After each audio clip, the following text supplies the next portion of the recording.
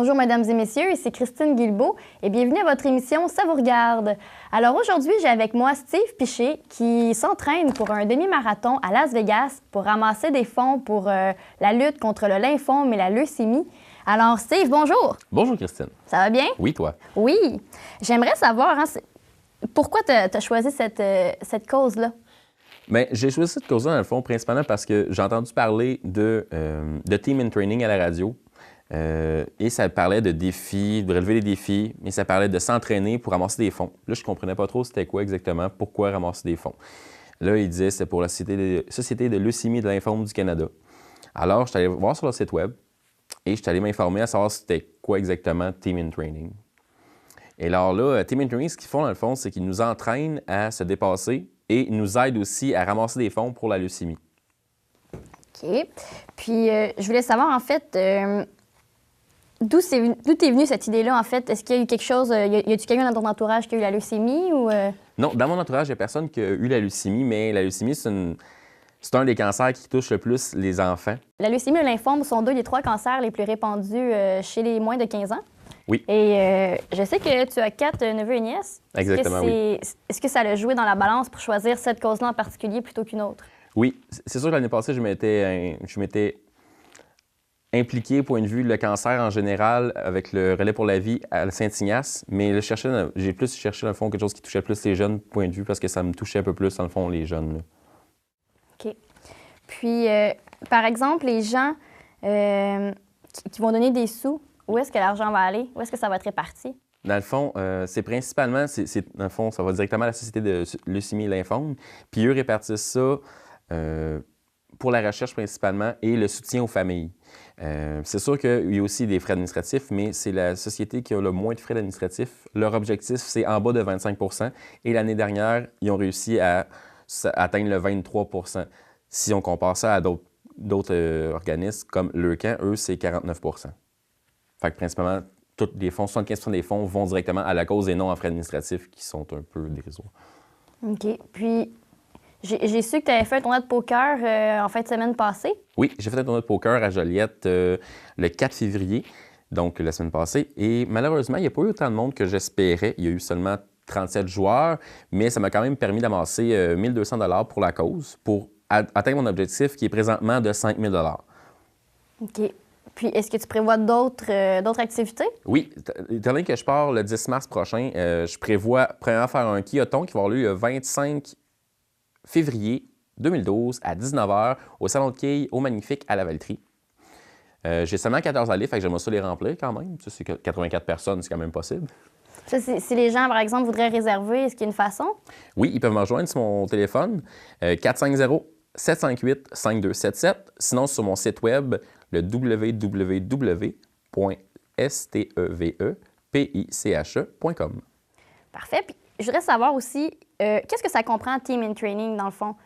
Si on s'inscrit à ça, qu'est-ce que ça comprend pour la personne? Ça comprend principalement, on va avoir des entraîneurs privés qui nous aident à se dépasser, à savoir comment s'entraîner, à savoir quand on a une blessure, comment se soigner. Également, ils nous aident à comment amasser des fonds parce qu'on s'entend que ramasser... Moi, j'avais comme objectif de 5 000 $. Il y a des personnes qui ont des marathons qui sont à d'autres endroits, qui ont des objectifs de peut-être de 8 à 10 000 $. Donc, c'est plus élevé. Il faut quand même avoir des plans, comment réussir à amasser ces montants-là. Mais il faut se rappeler tout le temps que c'est pour une bonne cause. Puis ils sont là, on a des mentors qui sont là pour nous aider, pour nous encourager, qui sont à des moments les moins... Tu sais, on a plus de difficultés avec les entraînements, on est moins motivés, ils sont là pour nous aider, on a juste les appeler, puis ils sont tout le temps là pour nous aider. Puis les entraîneurs aussi nous motivent le samedi matin. On a comme un entraînement de groupe à Montréal. Ils sont tout le temps là pour nous motiver. Puis on a un Mission Moment qui, ça, sert en sorte à se rappeler pourquoi on fait ça. Parce que il y a beaucoup de personnes qui sont à Montréal, qui viennent à Montréal, qui courent avec nous.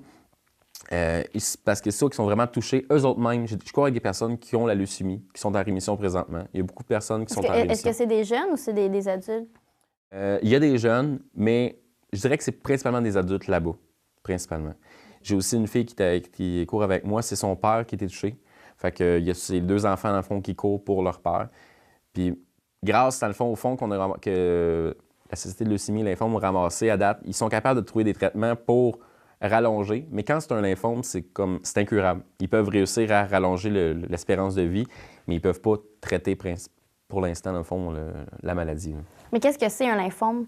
Je pense qu'un lymphome, je ne pourrais pas vraiment... Dans le fond, c'est une forme rare de leucémie qui est incurable. Puis, je vais savoir, est-ce que c'est pour tout le monde? Est-ce qu'il faut vraiment être en forme, déjà s'entraîner pour faire partie de ça? Ou on peut décider, moi, d'un matin, je veux participer, puis même si je ne suis pas en forme? Si vous êtes capable de marcher, vous pouvez. OK. Point.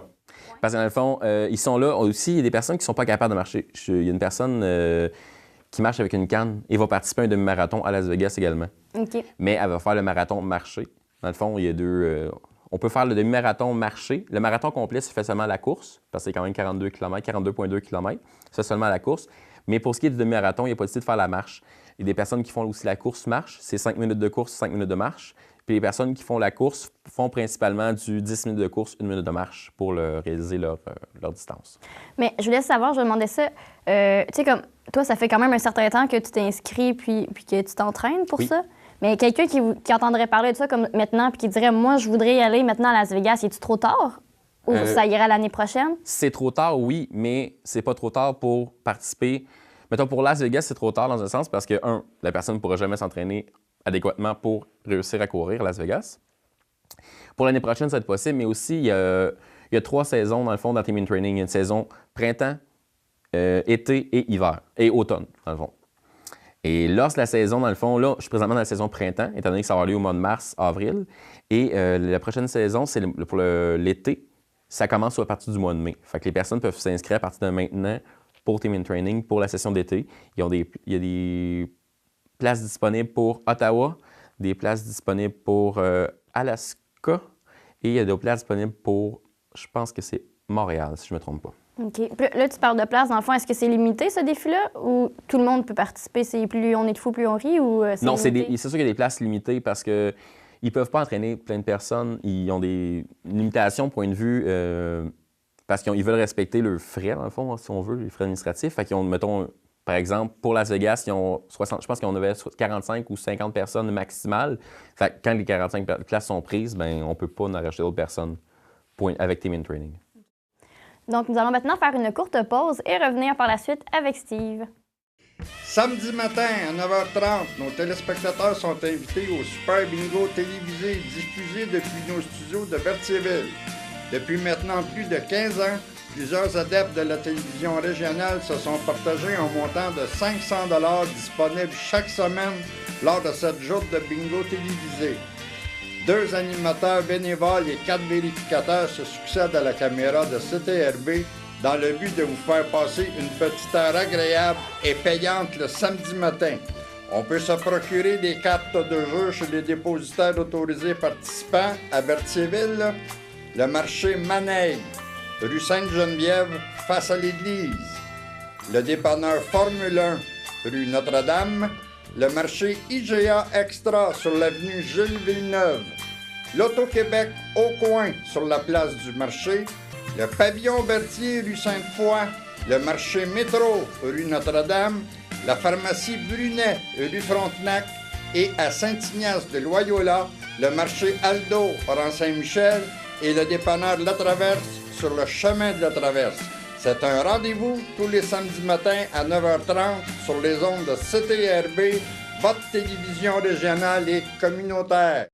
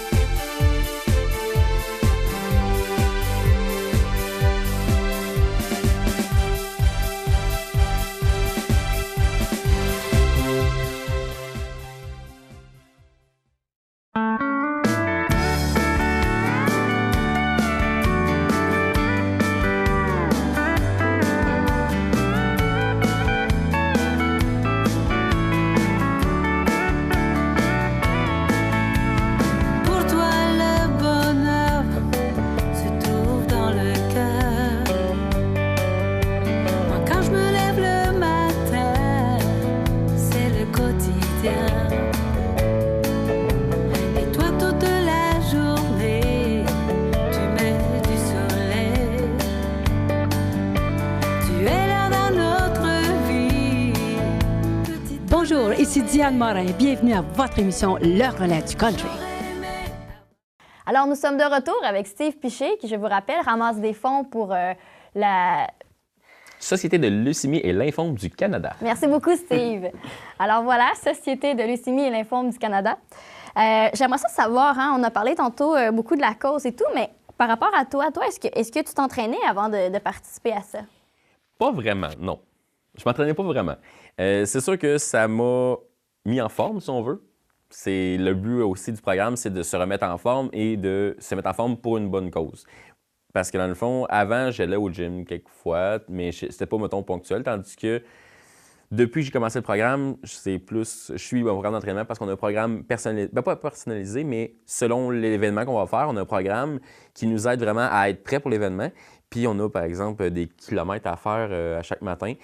Présentement, je suis rendu à faire 6 kilomètres le matin. 6 kilomètres par jour, dans le fond. C'est soit le matin ou le soir. Moi, je préfère le faire le matin avant d'aller travailler. Donc, je me lève à 5h, 5h30, puis je m'en vais courir avant d'aller travailler. C'est calme et paisible à l'extérieur. J'aime beaucoup ça. Fait que c'est sûr que ça a fait en sorte que je me suis remis en forme, oui, un peu. Ce qui fait en sorte que les personnes qui vont faire le programme Team in Training vont être plus en forme par après. Fait que ça ne nécessite pas nécessairement d'être en forme avant de commencer, mais vous allez devenir, c'est sûr et certain. Toi, est-ce que tu comptes continuer à t'entraîner après Team in Training? Oui, c'est sûr, parce que dans le fond, c'est rendu, si on veut, un genre de mode de vie, d'habitude. Puis si je ne vais pas courir, je me sens mal. À part si je me suis blessé, parce que oui, c'est arrivé, je me suis blessé à un tendon. Fait que c'est sûr que je ne pouvais pas courir. J'ai dans le fond, respecté l'ordonnance de ne pas courir, dans le sens que si je voulais être en mesure de courir mon 21 km, il fallait que j'arrête à un moment donné, parce que sinon, je m'aurais fait mal, puis je m'aurais peut-être trop blessé pour pouvoir courir. Donc, à part, mettons, quand j'ai vraiment une blessure, je cours quand même, c'est 4 à 5 fois semaine. Là. OK. Puis, je me demandais, par exemple, qu'est-ce qui arrive, par exemple, tu viens de dire que tu aurais pu te blesser, mais par exemple, si tu te casses une jambe, quelque chose, y a-tu, peut-être pas se casser une jambe, mais par exemple, y a-tu une équipe, par exemple, physiothérapeute ou quelque chose comme ça qui s'occupe de vous s'il arrive quelque chose? Directement, mettons, un physiothérapeute, non, mais ils ont des, si on veut, des commanditaires qui nous offrent des rabais, mettons, par exemple, dans un physio spécialiste pour la course à Montréal. C'est sûr qu'il n'y en a pas dans la région, mais à Montréal, par exemple, si j'ai une blessure vraiment intense. Mettons, je vais le samedi matin avec eux. Puis là, il y a quand même des coureurs qui font longtemps qu'ils courent. Fait que, dans un sens, eux autres savent c'est quoi une blessure de course. Et ils peuvent me dire si ça va passer ou pas. Fait que là, on court, puis là, ils vont me dire, OK, elle fait ça cette semaine. Au fond, ils nous donnent des suggestions. Puis si c'est encore la semaine d'après, mais puis il voit que ça n'a pas vraiment amélioré, il va me référer à une personne ressource pour être en mesure de m'aider, dans le fond, à pouvoir obtenir mon objectif. Là. Donc, vous avez quand même un certain suivi médical, si on peut dire, ou... Oui, mais mettons, c'est pas vraiment un médecin, c'est plus vraiment un coureur qui a de l'expérience de course, donc, mais c'est pas médical, là. C'est qu'il nous réfère à des spécialistes en cas de besoin, oui. OK. Puis des personnes qui auraient, par exemple, des prédispositions, je sais pas, moi, par exemple, de l'ostéoporose ou de l'asthme, quelque chose qui pourrait les freiner un peu là-dedans, est-ce qu'ils peuvent y aller quand même? Est-ce qu'il y a un suivi qui va se faire ou c'est par rapport à leur médecin, par exemple? Ils peuvent y aller quand même parce que dans le fond, c'est vraiment, on court à notre rythme. OK. Le but de Team in Training, c'est pas de faire des temps, des scores. Le but, c'est d'aller là-bas pour ramasser des fonds. Donc, si vous faites votre demi-marathon en 3 heures, vous l'avez quand même fait. La personne qui va là-bas et qui s'est jamais entraînée et pense faire son demi-marathon en 2 heures, bonne chance. Mais moi, mon objectif, j'ai pas vraiment l'objectif de temps, j'ai plus l'objectif de le compléter. C'est sûr que par après, j'ai peut-être l'objectif d'en faire d'autres puis d'avoir de l'objectif de temps, mais le premier objectif, c'est vraiment de compléter la course puis d'avoir ramassé des fonds. OK. Puis je me demandais aussi, est-ce qu'il y a des gens qui vous commanditent? Est-ce que tu as des commanditaires, par exemple, pour t'aider? Présentement, j'en ai pas, non. Oui, c'est une possibilité de faire des commandites. J'ai pas de commanditaire présentement. Il y a 2 possibles de commandites. Dans le fond, c'est soit personnel, mettons, directement à moi pour ma levée de fonds. Ça devient un commanditaire, ça devient un don corporatif qu'on appelle. Et moi, j'offre la possibilité de mettre son logo sur mon T-shirt personnel à moi. Et c'est pas celui-ci. Celui-ci, celui que je m'entraîne à tous les jours. J'en ai plus qu'un en passant. Et dans le fond, c'est ça. Je permets aux entreprises de pouvoir, par exemple, afficher leur logo sur mon T-shirt personnel. Par exemple, si on arrêtait plus dans le mois de janvier, au début janvier, il y a possibilité de faire une commandite pour l'équipe de printemps, l'équipe d'été ou l'équipe d'automne. Et cette commandite fait en sorte qu'il va y avoir une représentation sur tous les T-shirts des personnes qui participent aux événements durant la saison. Par exemple, la saison d'été, ils ont 3 événements différents. Donc, c'est environ, je dirais, 120 personnes, 130 personnes qui vont participer à des événements et la commandite va être affichée sur les T-shirts à l'arrière, par exemple, selon le montant de la commandite. Alors, je me demandais aussi, bon là, c'est un premier marathon dans ta vie. Est-ce que tu aimerais ça poursuivre dans cette lignée-là, par exemple, puis faire d'autres marathons comme ça? J'avais comme objectif de faire le marathon d'Ottawa, qui a lieu le 27 mai, 27 ou 28 mai, si je ne me trompe pas. Mais malheureusement, c'est déjà complet pour le demi-marathon, puis je pense pas être prête de faire un marathon complet pour tout de suite. Je vais vérifier pour faire un autre demi-marathon et peut-être m'inscrire dans un autre, encore avec Team in Training, par exemple, pour ramasser des fonds, possiblement. C'est sûr que avec les objectifs, des fois, ça peut être difficile. Tout dépendant comment s'est passé ma levée de fonds jusqu'à la fin. Si je réussis à dépasser mon objectif de 5 000 je risque de continuer et d'en faire un autre, possiblement celui de Montréal en septembre prochain et recommencer avec Team in Training pour faire un marathon complet. Tout dépendant comment ma condition physique elle est, bien sûr. Là. Mais est-ce que Team in Training ramasse des fonds uniquement pour la Société de lymphome et de leucémie ou il y a d'autres causes qui se rattachent à Team in Training aussi? Dans le fond, si on veut, Team in Training, c'est un programme de la Société de leucémie et lymphome. Fait que oui, c'est directement lié à la Société de leucémie et lymphome du Canada parce que c'est vraiment un programme conjoint avec, dans le fond, c'était créé par la Société pour ramasser les fonds. Et l'objectif présentement de l'équipe de Montréal pour le printemps, c'est de 515 000 et on a atteint, la semaine dernière, si je ne me trompe pas, on était à environ 350 000 OK. Puis est-ce qu'il y aurait d'autres causes éventuellement que tu voudrais appuyer, oui, exactement.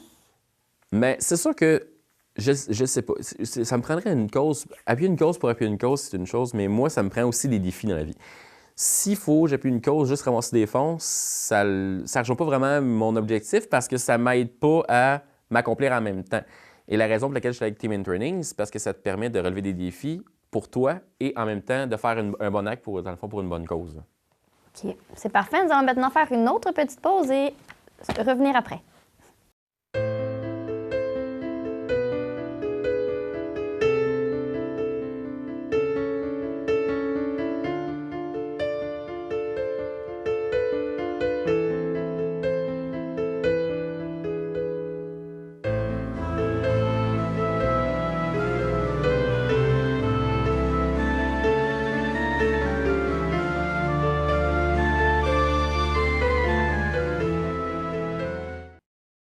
Samedi matin à 9h30, nos téléspectateurs sont invités au Super Bingo télévisé diffusé depuis nos studios de Berthierville.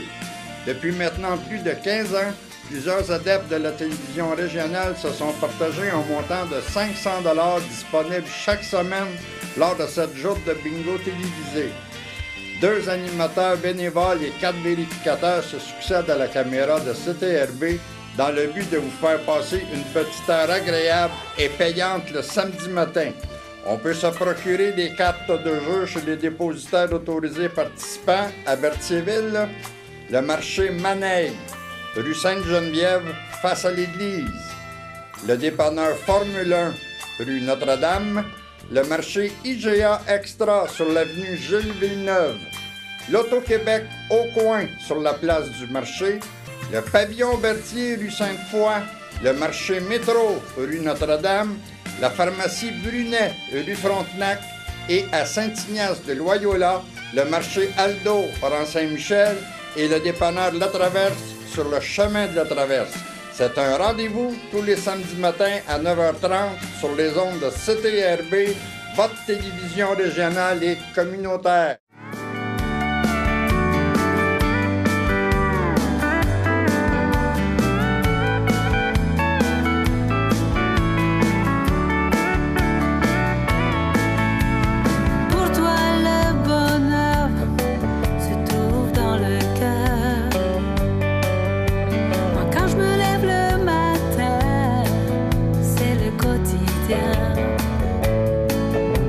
Et toi toute la journée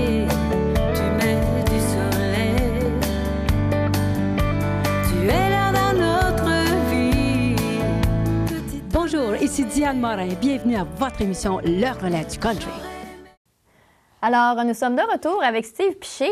Alors, Steve, j'aimerais ça savoir, souvent les gens qui s'entraînent, vont changer leur alimentation aussi. Toi, est-ce que c'est le cas aussi? Oui.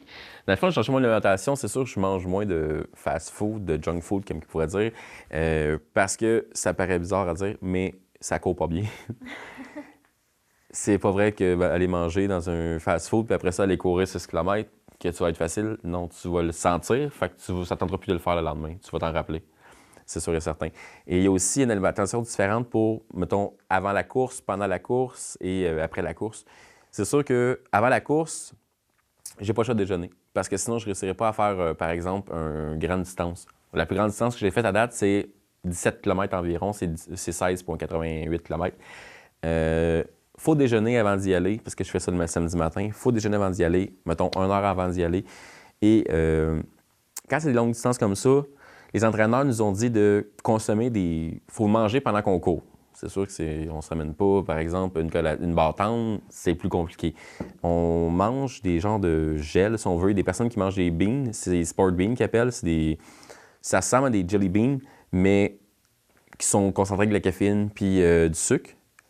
Qu'on mange, par exemple, un paquet, il faut que tu manges ça environ à toutes les 45 minutes, au fond. Puis moi, ce que je mange, c'est des gels. Dans le fond, c'est un genre une pâte. Ça peut paraître... C'est vraiment bizarre comme texture, mais c'est plein de sucre. Ça nous sert, dans le fond, c'est avec du sucre et de la caféine, ça nous sert à avoir de l'énergie pour continuer parce que sinon, notre corps, on s'entend qu'on n'est pas fait nécessairement pour courir pendant 20 km tout le temps, là. Fait qu'il faut vraiment s'alimenter pendant qu'on court. Donc, je mange des gels environ à toutes les heures de course. Fait que pendant mon marathon, je risque de manger peut-être 3 gels, dans le fond. C'est environ 100 calories par gel. C'est pas beaucoup, mais ça a 25 grammes de sucre. Ça l'aide juste à continuer la course. Et après la course, c'est important aussi de manger des protéines pour régénérer les muscles qu'on a, dans le fond, là. OK. Puis toi, à long terme, là, comme ça, maintenant, depuis le temps que tu t'entraînes puis que tu changes ton alimentation, est-ce que tu ressens un effet bénéfique sur ton corps? Est-ce que tu te sens mieux? Oui. Je me sens mieux physiquement. Et dans le fond, ça fait en sorte que, tu sais, je suis capable de faire... C'est pas que je suis pas capable de faire mes activités avant, mais on dirait que c'est plus facile. Genre, je pourrais courir, puis on dirait que je suis moins fatigué qu'avant. OK. Puis, je me rappelle, tantôt, tu as dit, tu as parlé un peu des gens à Montréal, qu'il y avait des gens qui avaient la leucémie qui couraient, oui, ou qui couraient pour des gens qui avaient la leucémie. Est-ce que toi, ça donne encore plus le goût de te battre, ou au contraire, t'as un peu peur? Est-ce que tu avais peur avant du cancer? Non, j'avais pas vraiment peur du cancer. J'ai pas présentement plus peur du cancer, sauf que je me dis que en voyant toutes les personnes qui sont affectées de près ou de loin, ici aussi, il y a une personne à Berthierville qui était affectée par la leucémie. C'est un lymphome, si je ne me trompe pas. Et la personne est décédée dans un mois, puis c'est une personne qui était en forme. C'est sûr que ça me rappelait pourquoi je le faisais. Puis ça me touchait plus, même si la personne, je ne la connaissais pas vraiment. Je connaissais de ses amis, dans le fond, c'est des amis à moi, mais je la connaissais pas directement, puis ça m'a affecté parce que je me suis dit, c'est pour ça que je cours. Fait que je me dis, OK, continue. Tu peux pas arrêter parce que juste là, dans ta région, à Berthierville, il y a quelqu'un qui a décidé de ça, puis ça s'est fait vraiment rapidement, puis c'est vraiment triste. Puis je me dis, en voyant ça, je me dis, si je continue, puis je ramasse des fonds, au moins je me dis, si jamais moi j'ai la leucémie, je me dis que j'ai peut-être plus de chances de vivre plus longtemps parce que veux pas, on va ramasser des fonds, puis ça va faire avancer les recherches, puis ça va aider au développement des recherches également. Je me dis que c'est possible que j'aurais fait un effort de plus que certaines personnes qui le font pas. Il y a des personnes qui se disent non, moi, je pense juste à moi. Puis de cette façon-là, peut-être que si j'ai la leucémie, je vais leur dire regarde, ça a tombé sur moi parce que ça ne choisit pas. C'est pas une personne, c'est pas génétique, c'est au hasard, dans le fond. On ne peut pas décider mais moi, je n'aurai jamais la leucémie. Ça peut tomber sur n'importe qui. Si ça peut tomber sur moi, ça peut tomber sur toi dans un mois, dans 6 ans, on ne sait pas. Puis je me dis, au moins, si j'ai fait ça, j'aurais fait de quoi de mieux, si on veut, pour la cause. Puis je me demandais aussi, dans le fond, tu as parlé de ton objectif final tout à l'heure. Oui. Est-ce que tu veux nous le rappeler? C'est quoi ton objectif final? Mon objectif, c'est 5 000 $. Et présentement, je suis très bas. Je ne suis pas proche de mon objectif. Je suis environ à 1 500 $. Fait qu'il me reste quand même beaucoup d'argent à ramasser. Mais avec mon quilloton que j'organise le 25, j'espère aller chercher un autre environ 1 500 $. Et je vends aussi des noix. Je vais sûrement vendre des noix dans les épiceries prochainement. Et avec cette façon-là, dans le fond, je fais des petits mélanges de noix, puis je vais les vendre, si on veut, dans le portique. Et cette façon-là, je ramasse aussi des fonds de cette façon-là pour atteindre mon objectif, si on veut. J'accepte aussi les dons des personnes. C'est bon, on en prend note, les dons. Et donc, dans le fond, est-ce qu'il va y avoir d'autres activités après? Parce que dans le fond, c'est dans 3 semaines que tu t'en vas à Las Vegas? Exactement, c'est 30 jours, si je ne me trompe pas, parce que c'est le 10 mars prochain. On est présentement le 9, le 10 mars prochain qu'on s'en va à Las Vegas. Et je vais faire des activités après parce que j'ai quand même, par exemple, si je n'atteins pas mon objectif avant de partir, j'ai un délai de grâce, si on veut, pour ramasser des fonds un mois après. Mais sinon, c'est moi qui le rembourse parce qu'on a l'objectif principal à obtenir. Et moi, dans le fond, j'ai 5 000 $. Fait que si je n'atteins pas mon objectif, il va falloir que, si on veut, je fasse un don à la société de ma part à moi. Et je vais faire une activité aussi en revenant. Je vais faire un autre poker parce que ça a quand même bien marché, même s'il n'y avait pas assez de personnes, c'était quand même rentable comme activité. Puis je suis content de faire un autre avec plus de publicité pour m'assurer qu'il y ait plus de personnes. Là. Puis tu pensais à quoi comme publicité, par exemple? Bon, il y a Facebook, il y a Twitter. Est-ce que tu pensais aussi un peu emprunter les vitrines des commerces pour faire ta publicité? Oui, principalement, ça va être vitrines de commerce et je vais cibler principalement aussi les endroits où il y a déjà des ligues de poker. C'est la chose que je n'avais pas faite lors de mon dernier tournoi de poker. C'est des personnes qui font ça 4-5 fois semaine, chose que j'ai apprise. Et je me dis, allez voir eux et leur proposer, dans le fond, un tournoi de poker bénéfique. Eux autres, dans le fond, en plus, il y a possibilité de gagner des bourses quand même intéressantes. Lors de mon dernier tournoi de poker, la première place a remporté 800 $. N'empêche que ça lui coûtait à la personne, ça coûtait 40 $ entrée. Puis pour faire des rachats de jetons, c'était 20 $. Fait que ça valait quand même la peine. OK. Puis dans le fond, tu parlais de bourses. Les bourses, c'est comment que tu te les procures, dans le fond? Il y a une partie, dans le fond, des entrées qui va pour la cause, puis une partie qui va pour la bourse. Parce que si je fais un tournoi de poker et il n'y a pas de bourse, je n'aurai pas personne, malheureusement. On joue pour le poker, pour la cause, mais s'il n'y a pas de gain à la fin, les personnes n'iront pas jouer au poker. J'ai fait le test et non, les personnes n'iront pas jouer au poker si j'ai pas de bourse pour eux. OK. Puis tu parlais de faire des dons tantôt, d'inviter les gens à faire des dons. Donc, où est-ce qu'ils peuvent aller pour faire des dons? Ailleurs que tes activités, par exemple? Ils peuvent aller directement sur mon site web. C'est sûr que, dans le fond, c'est le www.stevepichet.com. Et dans l'onglet en haut, il y a don, donner en ligne. On peut faire un don en ligne directement. C'est sur leur site ça redirige sur le site de la Société de leucémie et lymphome du Canada. Fait que c'est un site sécurisé, bien sûr. Et les dons en personne sont acceptés. Je pourrais sûrement laisser une boîte de dons ici pour que les gens puissent nous apporter un don. Sinon, il y a possibilité aussi de venir chercher des formules de dons ici pour envoyer un chèque directement à la Société de leucémie et lymphome du Canada. Parfait. Puis, en terminant, je voulais savoir, pour te suivre, c'est sur ton site Internet encore une fois? Exactement, oui. OK. Et on peut me suivre également sur Facebook. Pour les personnes qui ont Facebook, on peut suivre sur Facebook et sur Twitter. Je suis sur tous les médias sociaux, à vrai dire, oui. Et, un homme de son temps. À partir de mon site web, dans la section « Contact », il y a tous mes contacts, par exemple, numéro de téléphone, il y a mon adresse courriel, il y a mon Facebook, mon Twitter, tout est là.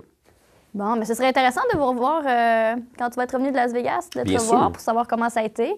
Oui. Faire un petit compte-rendu de ça, de ce beau projet-là. Oui, merci. Mais je te remercie beaucoup, Steve. Merci beaucoup.